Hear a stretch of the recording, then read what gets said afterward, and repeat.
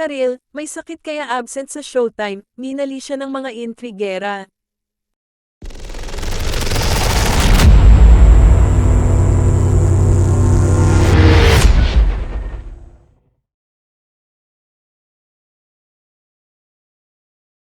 Trending sa X ang pangalan ni It's Showtime host Karil dahil sa nakatakdang pag-guest ni Kapuso Primetime King and Queen Marian Rivera at Dingdong Dantes sa nabanggit na noontime show para sa promotion ng Rewind.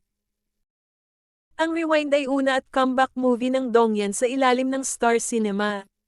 Abangers ang mga netizen at madlang people kung ito na ba ang pagkakataong magkakaharap-harap ang tatlo.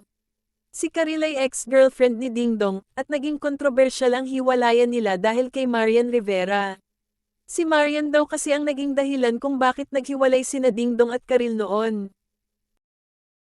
Naging kontrobersyal pa nga ang pagngiti ni Karil ng montag ni Boy Abunda sa The Buzz noon, ang defunct showbiz-oriented talk show noon ng ABS-CBN. Going back sa guesting ng Dongyan sa It's Showtime, mukhang lotlot ang mga netizen dahil absent si Karil. Noong ika-13 ng Disyembre, nag-expose na ang singer-actress na masama ang pakiramdam niya at nagpapagaling kaya baka hindi muna makakapasok sa Showtime. Woke up sick, so I'll be missing work for a couple of days. Stay healthy everyone, ex-post ni Karil. Be healed Kay, komento naman dito ng co-host na si OG Alcacid. Kaya naman sa X, umani ng reaksyon at komento ang paghahanap ng mga tao kay Karil. Hinahanap ng mga abnormal si Karil, ano naman kung wala dyan sa pagbisita ng Dongyan, nananahimik yung tao ginugulo yung mga bugok. Kung kayo di makamove on hayaan nyo sila pare-parehong maging at peace, pwede ba? Laman ng live chat Karil Bitter, galing New Showtime.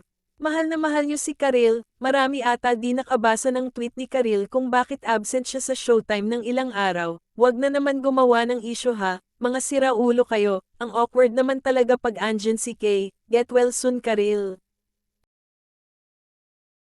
Hello kahit naman happy na sila parehas sa mga buhay nila ngayon hindi ba na awkward kay Karil na andyan siya habang pinag-uusapan ganap ng mag-asawa?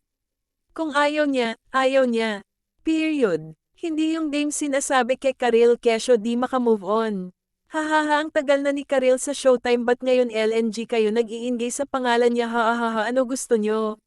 Samantala, wala pang tugon, reaksyon, o pahayag si Karil tungkol dito.